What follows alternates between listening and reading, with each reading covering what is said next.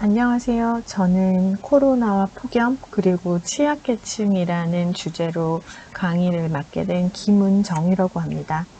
직접 만나서 인터랙션 하면서 강의를 할 수 있었으면 좋았겠지만 상황이 여의치 않아 이렇게 목소리로만 인사드리는 점 양해 부탁드리겠습니다. 선생님들도 뭐 잘 알고 계시겠지만 그래도 한번 정리를 해봤습니다. 열과 관련된 질환을 좀 도식화해서 그려봤는데요. 일단 우리는 열실신에 대해서 먼저 한번 설명드리겠습니다. 이 열실신이라는 건 땀을 많이 흘려서 탈수가 된 상태에다가 체온을 낮추기 위해 말초혈관이 모두 다 확장이 되어 있는 상태로 심장에서 각 조직으로 혹은 각 뇌로 이렇게 보내야 할 그 혈액들이 모두 다 말초에 모여 있다 보니 어지럽거나 창백한 그런 증상이 나타날 수 있는 그러한 질환을 열실신이라고 하고 있고요. 그다음에 땀을 워낙 많이 흘리게 되면 체액과 함께 염분이 같이 나오기 때문에 이 염분이 고갈되어서 근육이 경련을 일으킬 수 있는 열경련도 관련된 질환이 될 수 있겠죠. 그리고 이 심장박동수가 이 열과 관련된 질환에서는 증가하게 되는데 그 이유가 혈액의 온도가 점점 뜨거워지면서 땀샘을 자극을 하게 되고 그 혈관이 이완시키게 되면 그를 통해서 혈액을 끝까지 공급하고자 하는 심장이 일을 많이 하기 때문에 그렇죠. 그리고 우리 열 발진도 한번 보게 되는데요. 열 발진 같은 경우에는 이제 피부 끝으로 피부 표면으로 혈액이 많이 모이게 되면서 만약에 모이게 되는 이유는 일단은 쇄표면으로 혈액이 나가게 돼서 혈액 내부에 있는 온도를 낮추기 위해서 그런 것이죠. 빨리 식히기 위해서. 그런 과정에서 이제 혈관이 늘어지고 그러면서 작고 빨간 구진이 생겨나는 그런 열 발진이 있을 수가 있고요. 그 다음에 발목이 부었다는 느낌 더운 날 아스팔트 걸으실 때 느껴보신 적 있으실 거예요. 발목에 있는 열 부종이 생기게 되는데 혈관이 확장되고 그 다음에 이제 중력으로 인해서 체액이 발목에 이제 저류하게 됨으로써 생기게 되는 질환들이 있습니다. 다음 장에서 조금 설명을 다시 어떤 그런 생리적 기전과 함께 소개를 드리려고 하는데요. 열 발진은 우리가 흔히 말하는 땀띠라 생각하시면 되겠죠. 그래서 땀이 많이 나게 되면서 피부를 자극하기도 하고 그러면서 이제 생겨나는 뾰족뾰족한 피부성 질환이고 사실 땀띠 같은 경우에는 잘 씻은 다음에 로션을 한번 잘 발라주면 쏙 들어가기는 하죠. 열 부종 같은 경우에는 아까 발목 부위에 체액이 저류를 하게 됨으로써 생겨나는 그러한 증상이고 열실신의 경우에는 갑자기 일어서 있거나 오래 서 있는 상태에서 고온인 상태가 되다 보면 뇌로 가는 혈류량이 일시적으로 부족하여 일시적으로 의식을 소실하는 그러한 상태를 말하는 것이고 열경련과 열탈진은 앞부분에서 설명을 드렸기 때문에 넘어가겠으나 열사병은 저희가 지금 가장 중요하게 보아야 할 그렇죠? 노인들이 야외 활동을 하다가 자주 맞게 되는 상황, 응급 상황이 될 수가 있죠. 열사병 같은 경우에는 체온 조절 중추가 기능이 상실했기 때문에 몸 내부의 온도가 마구 올라가는데도 몸 안에서 체온을 낮추려고 하는 어떠한 메커닉도 적용이 되지가 않는 것을 말합니다. 따라서 땀이 나지도 않고요. 그리고 피부가 모세혈관이 확장이 돼서 피부가 불그스레하면서 거기로 체액이라든지 혈액이 몰려서 열을 좀 식혀야 되는데 그런 현상이 전혀 일어나지 않는다라고 보시면 되죠. 그래서 체온이 지속적으로 상승을 해서 거의 40도까지 상승을 하게 되고 그러다 보면 이제 다기관에 손상이 오거나 기능장애를 일으켜서 의식 혼수가 오거나 아니면 관련된 합병증이 생길 수 있는 굉장히 위험한 병으로 우리가 알고 있습니다. 그러면은 이제 폭염에 대해서 관련된 질환을 알아보았고, 이 폭염에 대해서 국가에서 이제 내리는 다양한 특보들이 있는데, 그 특보를 내리는 기준에 대해서 좀 설명을 드리도록 하겠습니다. 폭염주의보와 경보로 나눠져 있는데요. 경보가 주의보보다 한 단계 더 높은 경고를 줄 수 있는 그런 알람이라고 보시면 되고요. 주의보 같은 경우에는 33도를 기준으로 합니다. 최고 기온 33도인 상태가 이틀 이상 지속될 것으로 예상이 됐을 때 폭염주의보를 내리는 것이고요. 그러나 33도 이상의 상태가 아니라 35도 이상의 상태가 2일 이상 지속될 것으로 예상이 된다면 폭염경보를 내리게 됩니다. 사실 여름에 폭염주의보, 폭염경보는 너무 흔하게 내리는 것이라 좀 덥나 보다 하고 넘어갈 수가 있는데, 사실 국가에서 이렇게 주의보와 경보를 내리는 이유는 뭔가 좋지 않은 일이 생겨났기 때문에 내리는 거죠. 그래서 이런 것도 너무 간과하지 않고 넘어갈 수 있어야 할 것이고요. 이런 주의보가 내렸을 때 이러한 상황으로 인해서 누군가가 건강상 위해를 받거나 아니면은 어디선가 도움을 필요로 하고 있을 것이라는 것을 생각하시면서 이제 담당하시는 분들을 한 번 더 찾아뵙고 안부를 여쭐 수 있는 그러한 신호가 될 수 있었으면 좋겠습니다. 이 폭염이라는 거는 사실 건강과 보건, 위생 분야에만 영향을 미치는 건 아니고요. 미치는 분야가 정말 아주 다양하죠. 그래서 농립, 어업 및 축산 분야들이 이제 시골에서 이제 농사 지으시는 분들에게 이 폭염이라는 거는 일단 농작물 장황이 좋지 않아지는 그런 가장 큰 단점이 있습니다. 특히 상추 같은 경우는 너무 더우면 시들시들해서 이파리가 제대로 서 있을지 못하기 때문에 채소값도 급등을 하게 되고, 어쨌든 관련된 모든 식품이 급등하게 되면서 시장에서 거래가 잘 이루어지지 않을 수가 있고요. 두 번째는 이제 수온이 높아지다 보니 바다에서 살고 있는 양식하고 있는 그런 어패류들이 많이 폐사를 할 수가 있고, 그 외에 관련한 해충이라든지 가축들이 폐사를 한다거나 아니면은 가축들에게 치명적인 그런 균이 창궐을 한다거나 하는 방향, 그러한 여러 가지 영향이 생겨날 수가 있습니다. 수자원의 경우에도 이 폭염으로 인한 영향을 받게 되는데요. 일단 녹조가 기승을 부리게 되죠. 그래서 하천의 수질이 굉장히 좋아지지 않는 그러한 위험성이 가장 큰 위험이 될 수가 있습니다. 에너지의 경우에도 항상 여름만 되면 전력 수급에 비상이 생겼다, 지금 며칠째밖에 지금 남아있지 않다, 이런 식으로 항상 뉴스를 통해서 그 경고를 하고 있고요. 그리고 모든 집에서 선풍기를 돌리고 에어컨을 돌리고 하다 보니까 관련한 어떤 원자력 발전소가 멈추거나 서버리거나 하는 경우가 생겨나기도 합니다. 그리고 교통 분야와 치안 분야에서도 이게 과연 폭염과 연관이 있을 것인가 싶으실 텐데요. 폭염으로 인해서 의외로 철도에 영향을 굉장히 많이 줍니다. 철도의 선로가 너무 뜨거워서 늘어나기 때문에 그래요. 그리고 타이어 안에 있는 공기의 압이 점점 커지겠죠. 우리 압이라는 거는 온도가 뜨거우면 뜨거워질수록 팽창하기 때문에 압이 높아지는데, 그렇기 때문에 타이어가 폭발하는 사고도 증가해서 오히려 이제 그 자동차를 사고를 통한 그런 외상자들이 많아지는 시즌이기도 하고요. 그리고 이 폭염이라는 거는 사람의 이제 심리를 아주 나쁘게 만드는, 불쾌지수를 높일 수 있는 그러한 어떤 중요한 원인이기 때문에 관련한 싸움이라든지 아니면은 뭐 폭행이라든지 그런 사건 사고가 많이 일어나기도 합니다. 그래서 폭염이 굉장히 영향을 많이 주고 있어서 지금까지는 이러한 폭염에 대해서 관리를 하고 찾아가고, 그다음에 뭐 시원하게 폭염을 이제 관리할 수 있는 쉼터에서 조금 버티거나 지내면서 폭염의 시즌을 지나가는가 했었는데요. 여름은 좀 다릅니다.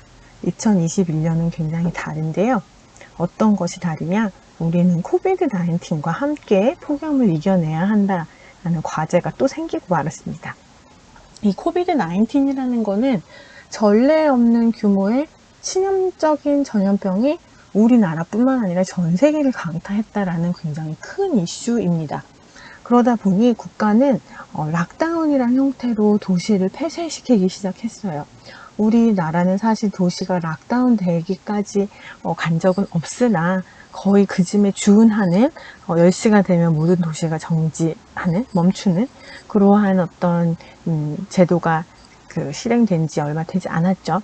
그래서 국가 전체가 이런 식으로 폐쇄가 되고, 그 다음에 이제 이러한 전염병에 나도 걸릴 수 있겠다, 나도 이제 노출이 될 수 있겠다 하는 공포심이 굉장히 늘어나다 보니 그 질환에 걸려서 누군가에게 옮기게 된 어떤 오염원, 감염원이라고 할 수 있겠죠. 그 감염원에 대해서 그 사람이 사실 잘못한 게 아님에도 불구하고 스티그마를 찍어서 사람을 굉장히 소외시킨다거나 아니면은 사람에게 굉장히 욕을 한다거나 하는 방식의 그런 접근을 하고 있습니다. 그 외에도 경제적으로도 대단히 영향을 많이 미치고 있는데 일단 공장이 서고, 그 다음에 수출이 서고, 그 다음에 산업이 서고 하다 보니 해고사가 굉장히 많아지게 되고, 그리고 기존에 있었던 자영업자들이 더 이상 사람들이 길거리에 돌아다니면서 소비를 하지 않기 때문에 폐업을 하는 그런 경우가 굉장히 많아지고 있죠. 그래서 2021년에 우리는 이 코비드와 폭염을 같이 어떻게 관리를 해야 할 것인가에 대해서 생각을 해요. 우리가 코로나 방역을 하기 시작함으로써 관련한 다양한 영향이 있었는데요. 그걸 잠깐 알아보고 넘어가겠습니다. 일단 락다운을 했어요. 폐쇄를 했어요. 그래서 대부분 상점도 몇 시 이상에는 문을 닫아야 하고, 그 다음에 몇 시 이상에는 같이 모여 있을 수도 없기 때문에 대부분 집 밖으로의 외출을 금지당했다라고 우리가 볼 수가 있는 것이죠. 그리고 사회적인 거리두기와 마스크를 써야 한다라는 것이 법제화되면서 그것에 대해서 굉장히 강력하게 이제 국가에서 행정적인 지도를 하고 있음과 동시에 주변에서도 사실 사회적 거리두기를 하지 않거나 마스크를 쓰지 않는 사람에 대해서 그냥 넘어가진 않죠. 그러다 보니 사람들이 그걸 굉장히 잘 지키게 되고, 그러다 보니 줄을 설 때 땡볕 아래서도 간격을 두고 오랫동안 줄을 서는데 사람들이 익숙해져 있고, 그리고 그러한 더운 상황에서도 마스크를 쓰고, 특히 호흡이 잘 되지 않는 KF94, 80 마스크를 쓰고서 대기를 기다리는 사람들한테를 보면은 코로나 방역 조치가 오히려 그런 사람들한테 다른 질병을 만들어낼 수도 있겠구나 하는 생각이 좀 들죠. 그리고 이제 의료진들이 자기가 하던 본업을 떠나서 이 코로나 방역에 투입된 경우가 굉장히 많죠. 저희 학생들이 멀리 나가기로 했던 실습병원의 소아과에서는 소아과 환자들이 병원에 거의 오지 않기 때문에 소아과 의사들이 모두 그 코로나 센터로 다 파견을 나가 있다고 하더라고요. 그리고 거기 간호사들도 물론 다 같이 그곳으로 파견을 나가 있어서 일반 의료기관이 하는 그냥 질환자를 치료하는 그런 역할은 점차 축소되고 있어요. 여기에는 해당하는 의료 인력도 없고 가려는 환자도 굉장히 많이 줄어들었다라고 보시면 되죠. 그럼 사람들이 전반적으로 건강해졌느냐? 그렇지 않죠. 죽지 않을 만큼 아프지 않다면 집에 있거나 아니면은 가급적 병원을 가려고 하지 않는 경향이 생겼다라는 것이죠. 그리고 응급 의료 서비스의 기능도 조금 축소되었어요. 응급 의료 서비스에 투입되어야 할 인력들이 대부분 코로나 방역 조치의 인력으로 차출이 되었기 때문에 거기에 돌아갈 인력이 이제 부족하게 된 거죠. 그러다 보니까 병원 방문은 점점 감소하게 되고 있고, 그러다 보니 기존의 만성질환자, 레귤러하게 병원을 가야 하는 사람들의 건강 상태가 어떤지를 우리가 확실하게 팔로우업 할 수가 없다라는 단점이 있습니다. 수입이 급감됐다라는 거는 뭐 당연한 얘기인 것이죠. 특히 폭염과 코로나가 합쳐지면서 다양한 위험에 예상이 되고 있습니다.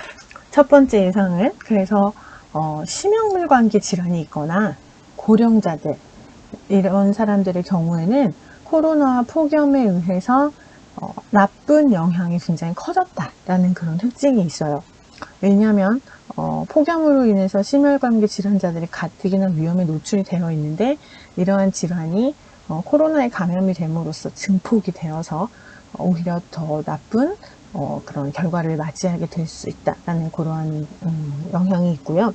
두 번째는 고위험군들이 혹시나 하는 마음에 접촉을 줄이기 위해서 집에서만 보내게 되고, 그러다 보면 이제 실내가 과열돼 체온으로 인해서 혹은 생활하는 어떤 다양한 어떤 활동들에 의해서 나오는 그런 열기로 인해서 실내가 과열되게 되고, 그러다 보면 폭염에 또 다시 노출이 되는 거죠. 그러다 보니 관련한 위험이 또 다시 높아지게 되는 것이고, 그러다 보니 폭염과 코로나를 맞게 되면서 사회적으로 고립된 사람들이 사회복지 서비스에 대한 요구를 굉장히 높게 요구하고 있어요. 그러다 보니 인력은 점점 없어지고 나가야 할 곳은 많아지고, 그런 어떤 악순환이 계속되는 것이죠. 그리고 기존의 건강추구 행동에 대한 것도 증상이 있거나 뭔가 내가 그 의료 서비스를 받아야 되겠다는 그런 요구도가 있을 때 굉장히 손쉽게 찾아갔던 의료기관에 대한 문턱이 높아지면서 치료에 대한 어떤 요구도가 변하게 되고 있습니다. 그리고 가장 위험한 것, 가장 안타까운 건 지금은 사실 이렇게 폐쇄가 되지는 않았지만 초반기에는 폐쇄가 됐었죠. 그래서 코로나로 인해서 무더위 쉼터라든지 아니면은 뭐 노인정이라든지 이런 것들이 다 폐쇄가 되면서 폭염이 있을 때 가서 조금이라도 체온을 식힐 수 있는 그런 어떤 환경적인 인프라가 전혀 사용이 되지 않았다라는 그런 단점이 있었습니다. 그렇기 때문에 폭염과 코로나는 굉장히 다양한 위험이 예상이 되는 상황. 그래서 위험 요인을 조금 정리를 해봤어요. 그래서 첫 번째 위험 요인은 에이징입니다. 그래서 고령이 되었다, 특히 75세 이상의 혼자 사는 노인이다, 이럴 경우, 그리고 함께 사는 요양원에서 함께 거주하는 공동 거주를 하고 있는 요양원 거주자이다 있을 때는 위험 요인이 굉장히 높아지는 것이고요. 게다가 이러한 고령자들은 대부분 만성질환을 가지고 있잖아요. 그래서 만성질환 혹은 중증질환을 가지고 있다 했을 경우에는 우리 코로나 바이러스가 몸에 감염이 되었을 때 그 경과가 굉장히 치명적일 수 있기 때문에 이런 사람도 위험 요인으로 우리가 판단해서 볼 수가 있습니다. 그러한 질환의 종류에는 심장질환, 폐질환, 당뇨, 신부전, 파킨슨, 그 다음에 정신질환도 모두 포함이 되고 있습니다. 그리고 세 번째 위험 요인은 행동 조절이 잘 되지 않는 사람들이 있죠. 그래서 그냥 보통 우리가 그 사람에게 설명을 해서 이렇게 해야 된다라고 설명하면 이성적으로 어떤 규제에 맞춰서 자신의 행동을 교정을 해야 하는데, 그런 것들이 잘 되지 않는 사람들이 있어요. 영유아 포함이 되어 있고, 그 다음에 장애인, 그리고 와병 환자들, 누워서만 있는 환자들, 그리고 알코올 중독자, 그리고 알츠하이머 환자들, 이런 사람들은 행동 조절이 잘 되지 않아서 아무리 우리가 규제하고 그 다음에 그 사람한테 계몽한다고 해도 이게 바로바로 반영이 되지 않는다라는 단점이 있습니다. 그리고 네 번째는 환경 요인이에요. 환경 요인에서 우리가 볼 것은 어떤 가옥의 구조가 가장 중요하다라고 보시면 되겠습니다. 특히 요즘은 쪽방촌에서 홀로 살고 계신 독거노인들을 비롯하여 노인들이 혼자 지내고 있는 가옥의 시설이 그렇게 썩 좋지 않다라는 거 여러분들이 가가호 방문하시면서 느껴보신 적이 있으실 것 같아요. 특히 통풍이 잘 되지 않고, 왜냐면 옆집에 너무 붙어 있는 경우가 있기 때문이요.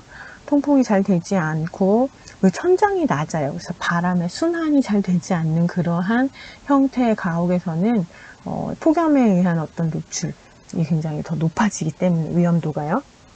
그렇기 때문에 또 환경의 요인 중에 하나가 되는 것이고, 아예 이런 집조차 없는 노숙자들도 굉장히 위험 요인 중에 하나가 되겠죠. 그리고 사실 요즘에는 육체 노동을 하는 노인들이 예전에 비해서 조금 줄어들었다고 할 수 있죠. 왜냐하면 지금은 아예 건설 현장에서 건설업을 하지 못하는 경우가 더 많기 때문에 그래요. 코로나 때문에도 그렇고 폭염 때문에도 그렇죠.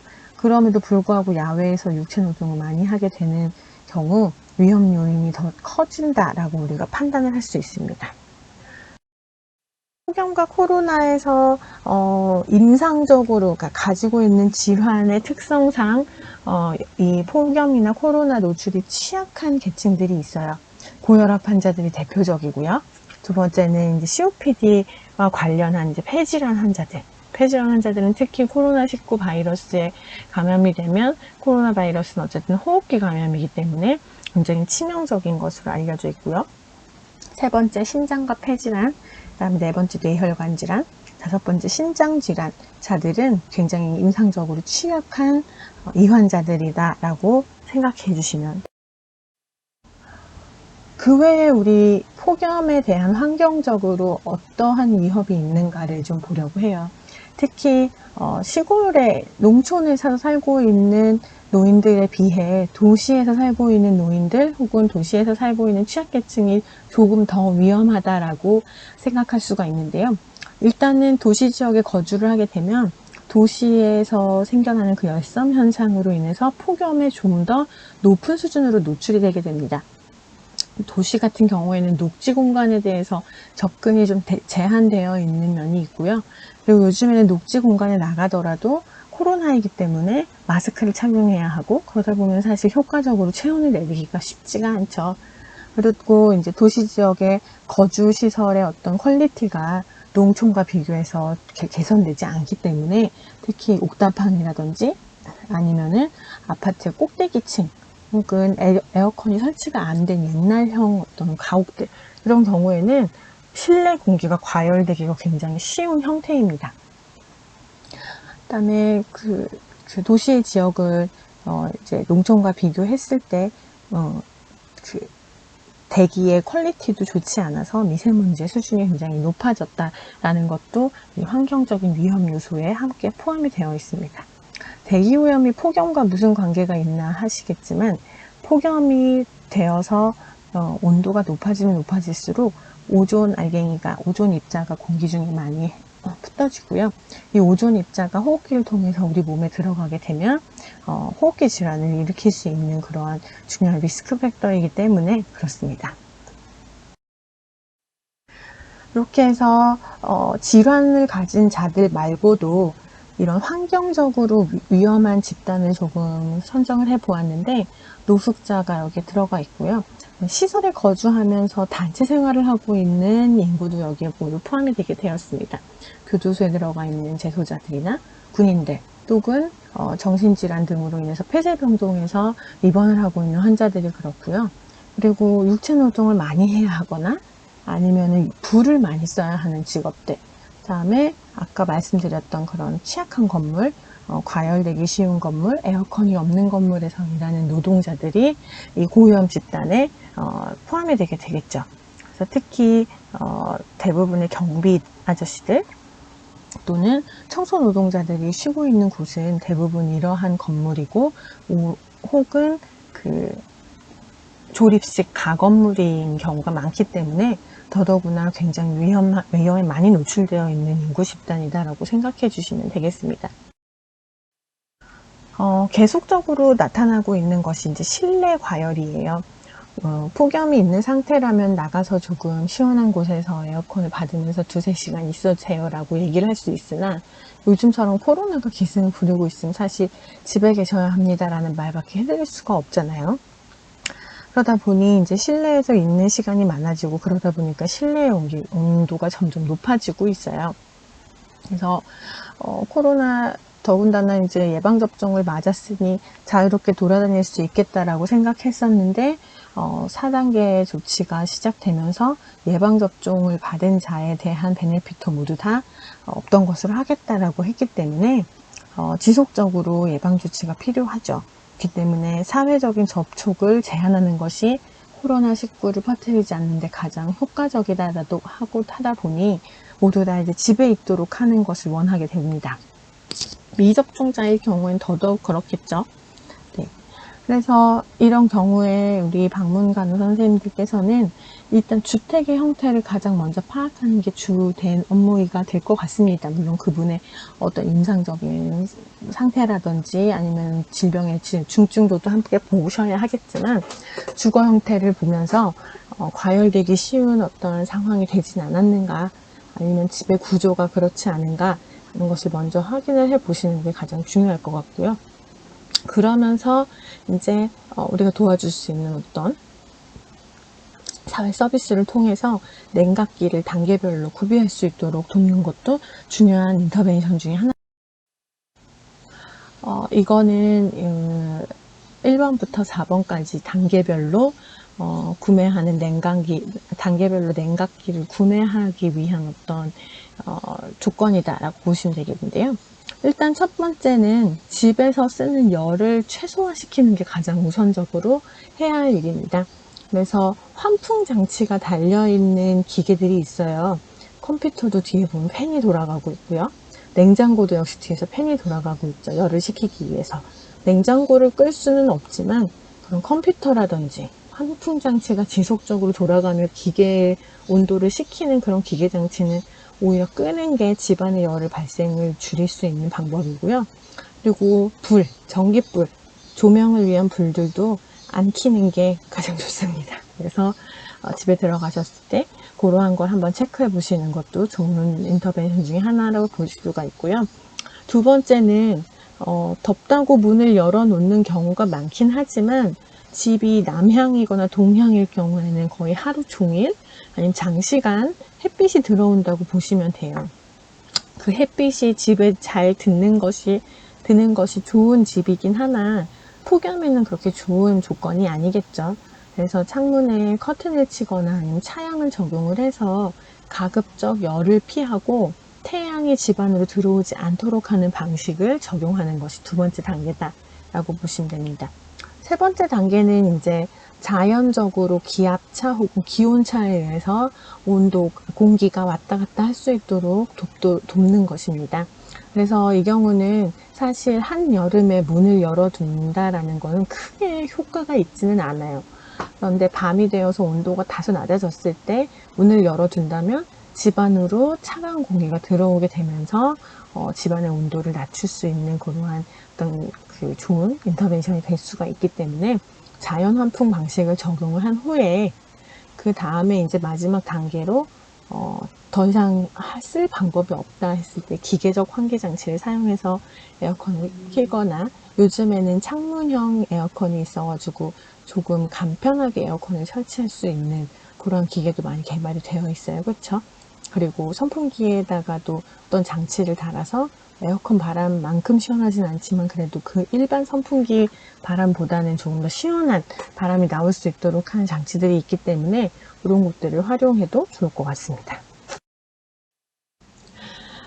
이제 이거는 간단하게 제가 한번 적어 보았는데 폭염과 코로나 상황에서 안전하게 방문간호를 하기 위해서 우리는 어떤 준비를 해야 하는가.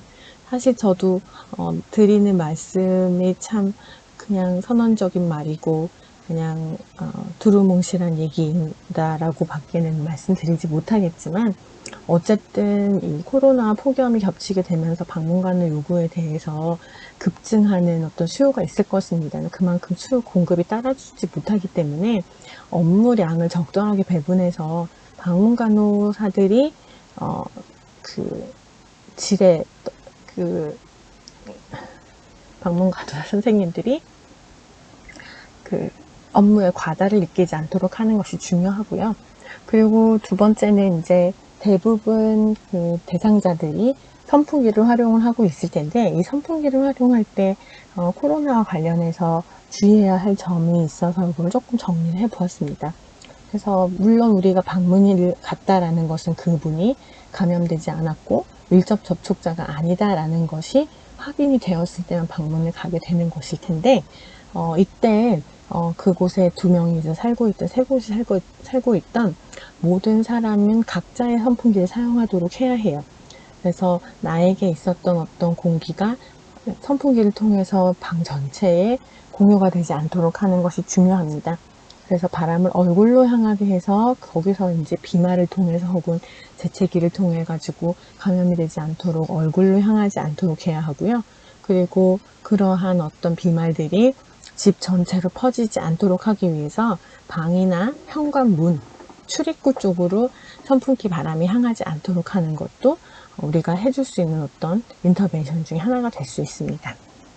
그리고 선풍기를 틀었을 때는 반드시 환기가 잘 되는 방에서 문을 열고 사용하는 것을 추천하고요. 그렇게 권장하는 것이 교육을 하는 것이 좋은 방법이 될 것 같습니다. 그 외에 손소독제와 마스크를 잘 써야 한다는 얘기는 하지 않아도 될 말일 것 같아서 넘어가도록 찾아다니실 때마다 뭐 당연히 드리는 말씀 드리겠지만 한번 여기 정리를 해 보았습니다. 폭염을 대비해서 물을 자주 마셔야 체온을 보다 잘 유지할 수 있고 체온을 떨어뜨릴 수 있다는 얘기 좋고요. 그 다음에 이제 몸에 꽉 끼는 옷, 그 다음에 모자 같은 걸 써서 좀 그늘을 지어서 다니는 것을 권장하고, 그 다음에 차가운 물로 샤워를 하거나 목욕을 하면서 체온을 낮추는 것도 중요성을 좀 설명을 드리는 게 좋을 것 같고요. 그리고 12시부터 5시까지는 가급적 야외 활동을 하지 않도록 하는 것, 그 다음에 주변에 혹시 다른 사람들이 폭염으로 인해서 힘들어하고 있지 않은지 주변을 살펴보는 것도 부탁할 방법 중에 하나인 반면, 술이나 카페인이 든 음료, 커피 이런 것들은 사실 마시지 않도록 하는 것이 좋죠. 그 외에 가스레인지나 오븐 같은 거 사용하면 집안 실내 온도를 높이는 그런 원인이 되기 때문에 가급적 시원한 음식을 먹을 수 있도록 말씀드리는 게 좋고요. 그 외에 주정차된 차에 어린아이들을 혼자 방치하거나 이런 거 요즘 사실 이런 사고 많이 없어지긴 했지만 그런 것도 같이 하지 않도록 교육을 시켜야 할 것입니다. 폭염에 의해서 온열질환자가 발생했을 때 어떤 응급조치를 하느냐에 대한 얘기입니다. 이거는 당연히 잘 알고 계시겠지만 증상이 있을 때 가장 중요하게 우선적으로 판단하는 것은 의식의 유무죠. 그 의식이 없다면 바로 119에 전화를 해서 구급대를 요청한 후에 시원한 곳으로 옮기고 옷을 풀어주고, 그 다음에 뭐 발을 차갑게 해준다든지 이마에다가 차가운 수건을 얹어준다든지 이런 어떤 그런 중재를 할 수가 있고요. 만약 의식이 있다면 시원한 장소로 이동을 하고 탈의와 냉각을 한 후에 수분을 섭취하는 것이 좋죠. 수분과 염분을 섭취를 하게 되는데 염분을 섭취할 때 환자한테 확인을 해 봐야 돼요. 신장질환이나 신부전 등이 있는지를. 그래서 함부로 염분을 마구 섭취하게 된다면은 그러한 기저질환이 있는 사람들한테는 리스크 팩터가 될 수 있기 때문에 그렇죠. 그렇게 해서 상태를 보면서 좋아지지 않는다 그러면 119 그때 요청하는 것이 좋습니다. 하지만 물을 먹이지 않아야 하는 경우가 있어요. 그렇죠? 의식이 없을 땐 절대로 물을 먹여서는 안 되죠. 왜 그렇죠? 기도로 흘러 들어가서 질식사할 수 있는 위험이 높아지기 때문에 그렇습니다. 그래서 물을 먹이지 않는 경우를 잘 보셔야 하고요. 그 다음에 계속 반복되는 설명이기 때문에 열사병과 열탈진의 차이인데요. 이거는 한번 참고하시면 좋을 것 같아서 이 정도의 얘기만 언급하고 넘어가도록 하겠습니다. 이거는 그냥 참고하시라고 넣어두긴 했는데요. 박물관으로 다니시면서 이제 대부분의 대상자들은 만성질환을 갖고 있어서 의약품들을 많이 드시는 걸로 알고 있어요. 그렇죠? 그런데 이분들이 사용하시는 혹은 복용하시는 의약품 종류가 고온에 노출되었을 때 독성이 높아지거나 약효가 떨어지는 그런 의약품들이 있습니다. 특히 인슐린이라든지 아드레날린, 진통제, 진정제, 항생제 같은 경우에는 높은 온도에 노출되지 않도록 냉장 보관을 하거나 서늘한 곳에 보관하고 있는지를 확인을 해 주시는 게 중요하고요. 그리고 드시는 약품에 대해서 보관법을 그 지시서에 따라서 조금 잘 지킬 수 있도록 지도하는 것, 교육시키는 것도 굉장히 중요한 접근이라고 생각합니다. 이렇게 해서 폭염에 박물관 선생님들께서 알아두시면 좋을 사항에 대한 강의를 했고요. 경청해 주셔서 감사합니다.